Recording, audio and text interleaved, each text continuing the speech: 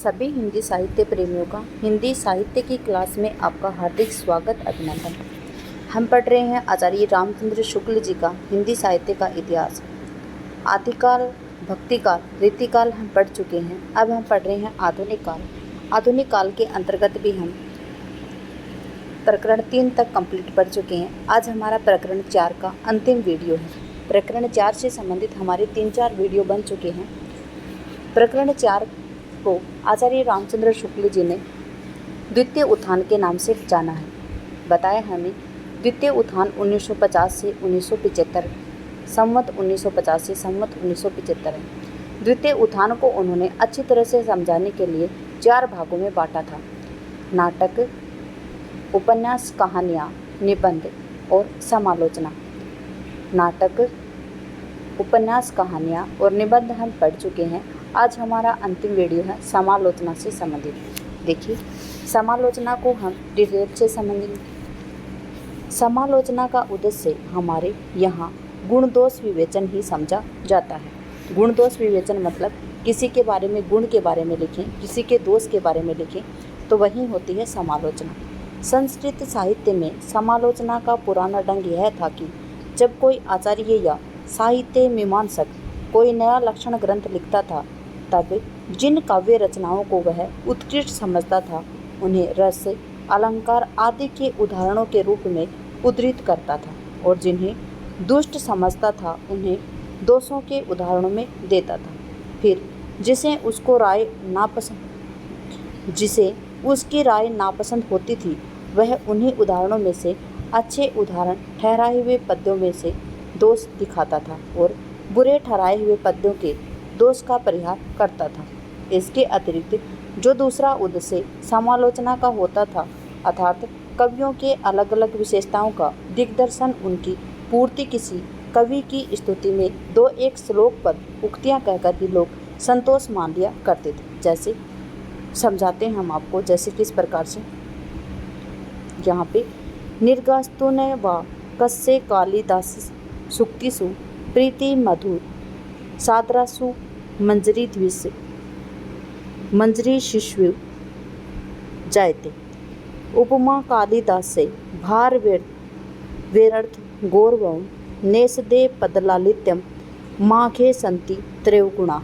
अर्थात यहाँ पे क्या बताया गया है, किसी कवि या पुस्तक के गुण दोष और सूक्ष्म विशेषताएं दिखाने के लिए एक दूसरी पुस्तक तैयार करने की चाल हमारे यहाँ न थी। ठीक है, यूरोप में इसकी चाल खूब चली थी। क्या है कि किसी कवि या पुस्तक के गुण दोष या उसकी सूक्ष्म विशेषताएं होती थी, उसे दिखाने के लिए हमारे यहाँ पे दूसरी पुस्तक नहीं तैयार की गई थी, लेकिन यूरोप में ऐसी चाल खूब चली जा रही थी। वहाँ समालोचना काव्य सिद्धांत निरूपण से स्वतंत्र एक विषय ही हो गया था। ठीक है, किस रूप से हो गया था? समालोचना काव्य सिद्धांत निरूपण के नाम से।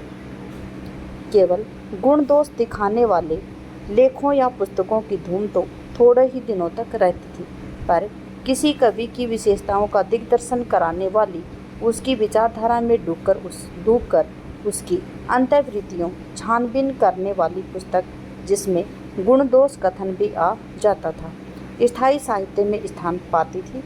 समालोचना के 2 प्रधान मार्ग होते हैं, एक तो निर्णयात्मक होता है और एक व्याख्यात्मक होता है। निर्णयात्मक आलोचना किसी रचना के गुण दोष निरूपित करके उसका मूल्य निर्धारित करती है। देखिए, जो निर्णयात्मक आलोचना होती है वो क्या करती है, किसी रचना के गुण दोष का निरूपण करके उसका मूल्य निर्धारण करती है। उसमें लेखक या कवि की कहीं प्रशंसा होती है और कहीं निंदा होती है। जो निर्णयात्मक आलोचना होती है उसमें क्या होती है कि उसमें लेखक या कवि होता है, उसकी कहीं पे तो उनकी प्रशंसा होती है और कहीं पर उनकी निंदा होती है। अगला है एक निर्णयात्मक आलोचना, हम पढ़ चुके हैं। अब हम पढ़ेंगे व्याख्यात्मक आलोचना। कितने प्रकार की आलोचना बताई है? समालोचना के 2 प्रधान मार्ग होते हैं, एक निर्णयात्मक होती है और एक व्याख्यात्मक होती है। निर्णयात्मक में क्या है कि किसी रचना के गुण दोष निरूपित करके उसका मूल्य निर्धारण किया जाता है, और किसी लेखक या कवि की कहीं पर प्रशंसा की जाती है और कहीं पर क्या की जाती है, निंदा की जाती है। अगला है व्याख्यात्मक आलोचना। किसी ग्रंथ में आई हुई बातों की एक व्यवस्थित रूप से सामने रखकर उसका अनेक प्रकार से स्पष्टीकरण करती है। क्या है कि किसी ग्रंथ में कोई बात आ गई और उस बात को व्यवस्थित रूप से सामने रखकर और उसके अनेक प्रकार से उसका स्पष्टीकरण किया गया हो, किसका, उस बात का, यह मूल्य निर्धारित करने नहीं जाती है। क्या है कि इसका मूल्य निर्धारण नहीं होता है। ऐसी आलोचना अपने शुद्ध रूप में काव्य वस्तु की एक परिमिति रहती है, अर्थात उसी के अंग प्रत्यंग की विशेषताओं को ढूंढ निकालने और भावों की विवेचनात्मक व्याख्या करने में तत्पर रहती है।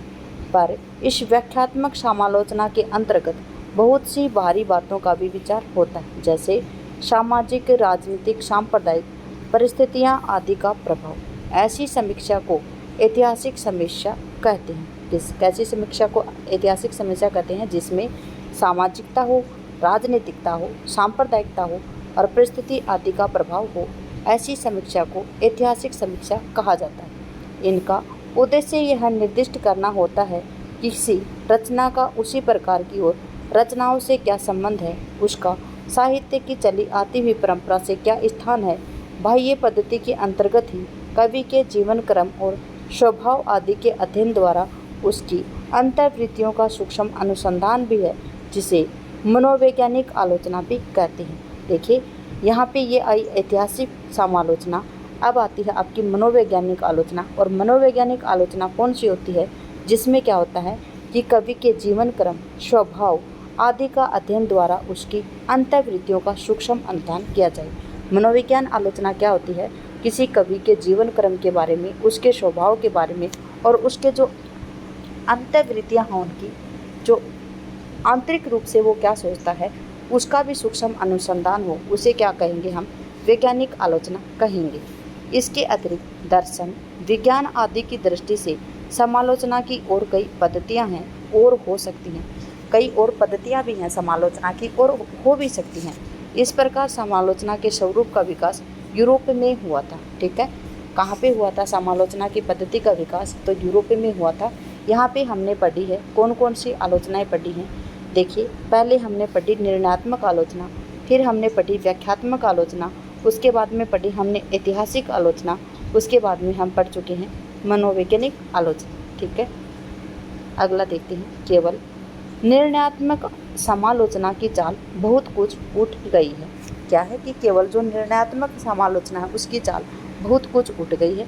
अपनी भली बुरी रुचि के अनुसार कवियों की श्रेणी बांधना, उन्हें नंबर देना अब तक बेहुदा बात समझी जाती थी। ठीक है, कवियों को श्रेणी में बांधना, उन्हें नंबर देना अब तक की बेहुदा बातें ही समझी जाती थी। कहने की आवश्यकता नहीं है कि हमारे हिंदी साहित्य में समालोचना पहले पहल केवल गुण दोष दर्शन के रूप में प्रकट हुई थी। देखिए, इसमें कहने वाली कोई बात भी नहीं है कि पहले पहल जो समालोचना वो किस में प्रकट हुई थी? गुण और दोष के देखने के लिए ही प्रकट हुई थी। लेखों के रूप में इसका सूत्रपात बाबू हरिश्चंद्र के समय में ही हुआ था। और लेखों के रूप में इसका प्रकाशन कब हुआ था?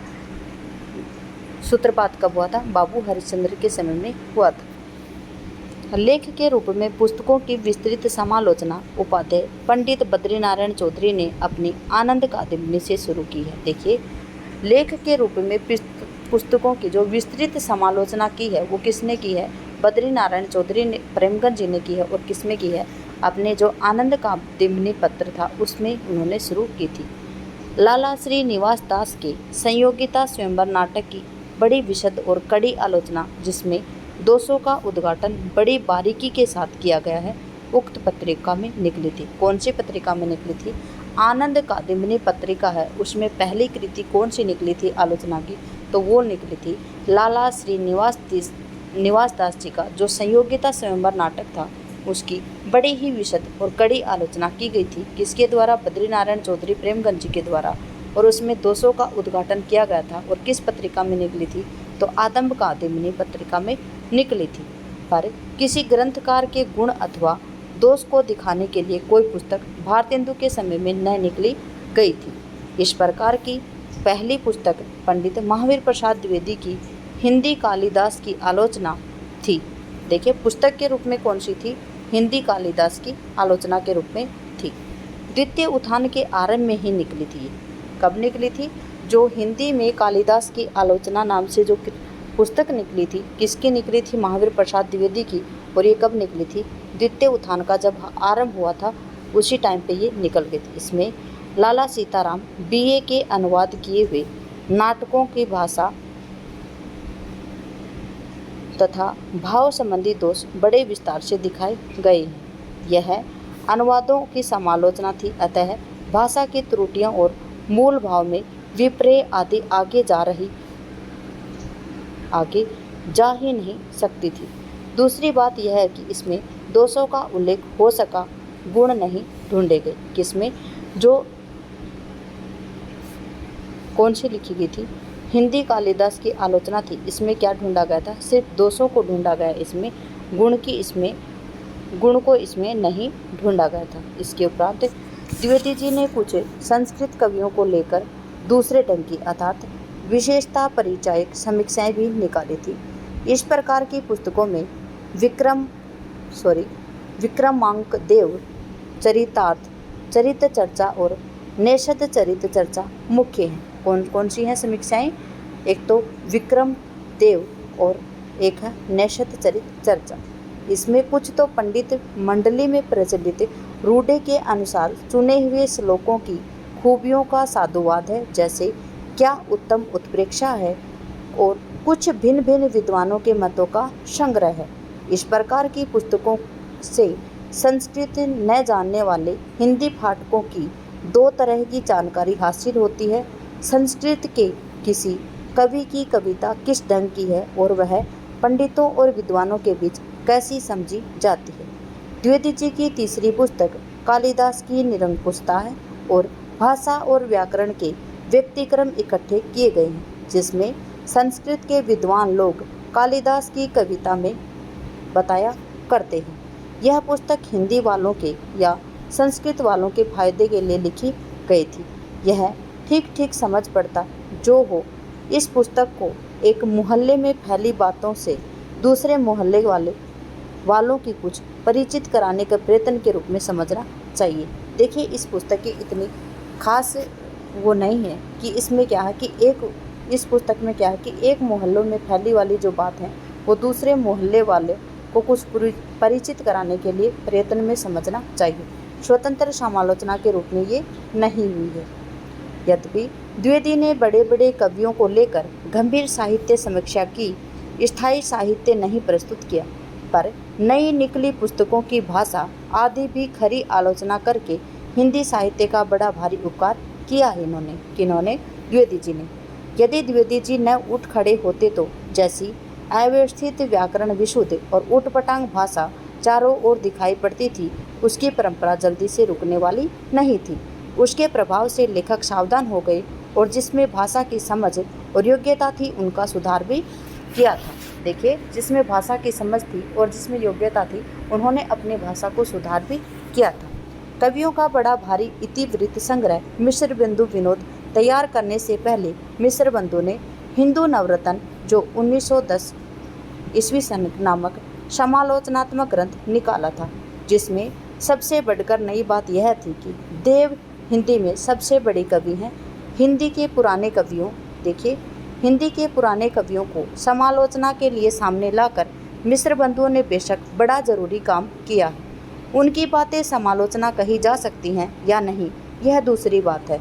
रीतिकाल के भीतर यह सूचित किया जा चुका है कि हिंदी में साहित्य शास्त्र का वैसा निरूपण नहीं हुआ जैसा संस्कृत में हुआ है। ये हम पढ़ चुके हैं कि हिंदी में साहित्य शास्त्र का वैसा निरूपण न हुआ है जो कि संस्कृत साहित्य में था। हिंदी में रीति ग्रंथों के अभ्यास से लक्षणा, व्यंजना, रस आदि के वास्तविक स्वरूप की सम्यक धारणा नहीं हो सकती है।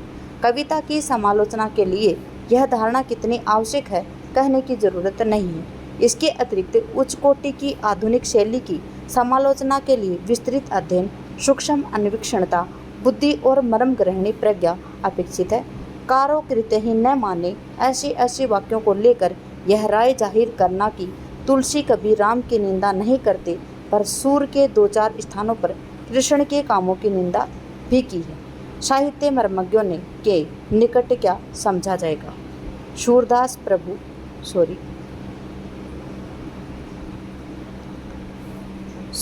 प्रभु वे अति खोटे, कारो कृत्य ही न माने, ऐसे ऐसे वाक्यों पर ऐतिहासिक दृष्टि से थोड़ा भी ध्यान देगा वह जान लेगा कि कृष्ण न तो वास्तव में खोटे कहे गए, न काले लुट्टे कृतज्ञ। पहला वाक्य सखी की विनोद और परिहास की उक्ति सरासर गाली नहीं है। सखी यह विनोद हर्ष का ही एक स्वरूप है, जो उस सखी का राधा कृष्ण के प्रति रति भाव व्यंजित करता है। इसी प्रकार दूसरा वाक्य विरहकुल गोपी का वचन है, जिसमें कुछ विनोद मिश्रित अमर्ष व्यंजित होता है। यह अमर्ष यहाँ विप्रलभ श्रृंगार के रति भाव का ही व्यंजक है। इसी प्रकार कुछ दन्य भाव की उक्तियों को लेकर तुलसीदास जी खुशामदगी कहे गए हैं। देखिए यहाँ पे कोई समझाने वाला और समझने वाला कुछ है नहीं, सीधा और सटीक दिया गया है और इसी को हमें ध्यान में रखना है। इसी प्रकार कुछ दन्य भाव की उक्तियों को लेकर तुलसीदास खुशामदी कहे गए हैं। देव को बिहारी से बड़ा सिद्ध करने के लिए बिहारी के बिना दोष के दोष ढूंढे गए हैं। क्या है कि बिहारी में बिना दोष के दोष ढूंढे गए हैं। किस लिए? कि देव को बिहारी से बड़ा सिद्ध करने के लिए बिहारी में दोष पे दोष ही ढूंढे गए हैं, बहुत ज़्यादा दोष ढूंढे गए हैं। संक्रोन को संक्रांति का मतलब संक्रमण तक ध्यान कैसे जा सकता है? अपभ्रंश समझ आप लोगों ने उसे कुछ बिगड़ा हुआ शब्द माना है।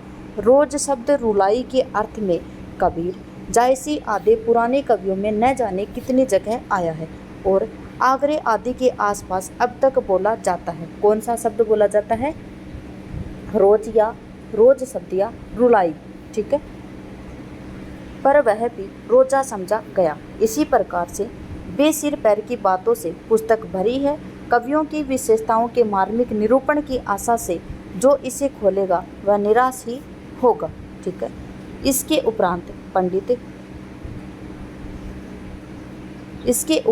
पंडित पदम सिंह शर्मा ने बिहारी की एक अच्छी आलोचनात्मक पुस्तक निकाली है। किसने निकाली है?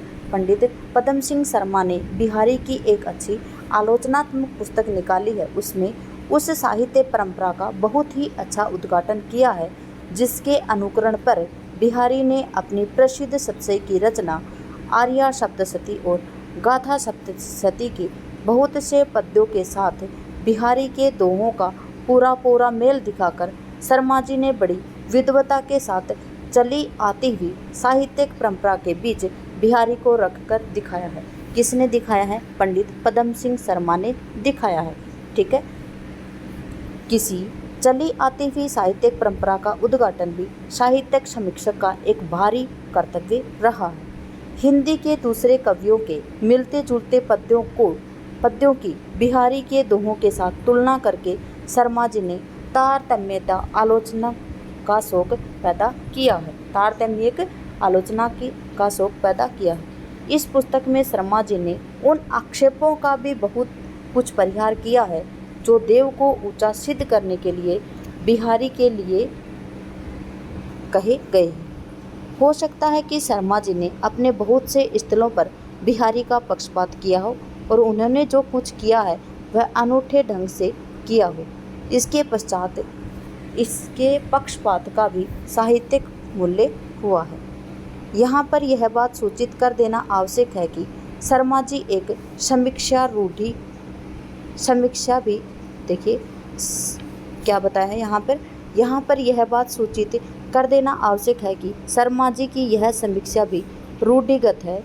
दूसरे श्रृंगारी कवियों से अलग करने वाली बिहारी की विशेषताओं के अन्वेषण और अंतः प्रवृत्तियों के उद्घाटन का जो आधुनिक समालोचना का प्रधान लक्ष्य समझा जाता है, प्रयत्न इसमें नहीं हुआ है।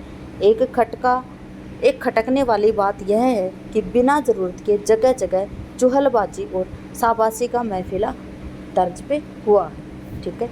शर्मा जी की पुस्तक की दो बातें हुई। कौन सी बातें हुई? एक तो देव बड़े की बिहारी ये भद्दा झगड़ा सामने आया है और दूसरा तुलनात्मक समालोचना के पीछे लोग बेहतर पड़े। देखिए शर्मा जी की दो पुस्तक महत्वपूर्ण हैं। एक तो है कि देव बड़े की बिहारी ये एक भद्दा झगड़ा सामने आया है और दूसरा है तुलनात्मक समालोचना, जिसमें पीछे लोग बेहतर पड़े हैं। देव और बिहारी के झगड़े को लेकर पहली पुस्तक पंडित कृष्ण बिहारी मिश्र BA LLB की मैदान में आई है। इस पुस्तक में बड़ी शिष्टता, सभ्यता और मार्मिकता के साथ दोनों बड़े कवियों की भिन्न भिन्न रचनाओं का मिलान किया गया है। इसमें जो बातें कही गई हैं वे बहुत कुछ साहित्य के विवेचन के साथ कही गई हैं, नवरत्न की तरह यूं ही नहीं कही गई हैं, पर यह पुरानी परिपाटी की साहित्य समीक्षा के भीतर अच्छा स्थान पाने के योग्य है। मिश्र बंधुओं की अपेक्षा पंडित कृष्ण बिहारी जी साहित्यिक आलोचना के कहीं अधिक अधिकारी कहे जा सकते हैं। देव और बिहारी के उत्तर में लाला भगवान दीन जी ने बिहारी और देव नाम से पुस्तक निकाली, जिसमें उन्होंने मिश्र बंधुओं के भद्दे आक्षेपों को उचित शब्दों में जवाब देकर पंडित कृष्ण बिहारी जी की बातों पर भी पूरा विचार किया। अच्छा हुआ कि छोटे बड़े इस भद्दे झगड़े की ओर अधिक लोग आकर्षित नहीं हुए। अतः तुलनात्मक समालोचना की बात लीजिए। अब क्या बताया यहाँ पे, अब करना है आपको तुलनात्मक समालोचना की आपको बात लेनी है। उसकी और लोगों का कुछ आकर्षण देखते ही बहुतों ने तुलना को ही समालोचना का चरम लक्ष्य समझ लिया है और पत्रिकाओं में तथा इधर उधर भी लगे भिन्न भिन्न कवियों के पद्यों को लेकर मिलान करने, यहाँ तक कि जिन पद्यों में वास्तव में कोई भाव साम्य नहीं है उसमें बादरायण संबंध स्थापित करके लोग इस तुलनात्मक समालोचना के मैदान में उतरने का शौक जाहिर करने लगे हैं। इसका असर कुछ समालोचकों पर पड़ा।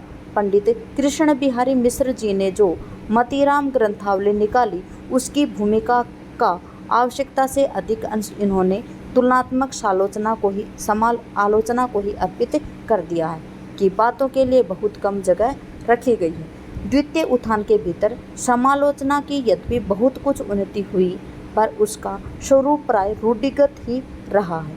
कवियों की विशेषताओं का अन्वेषण और अंतःप्रवृत्ति की छानबीन करने वाला उच्च कोटि की समालोचना का प्रारंभ तृतीय उत्थान में जाकर हुआ था। ठीक है, द्वितीय उत्थान तक यहीं तक ही पढ़ेंगे, फिर समालोचना है वो तृतीय उत्थान में जाकर और आगे बढ़ती रही है। इसी के साथ में क्लास का करते हैं समापन। क्लास में बने रहने के लिए आपका धन्यवाद। आपका दिन शुभ रहे। जय हिंद, जय भारत, जय जवान, जय किसान।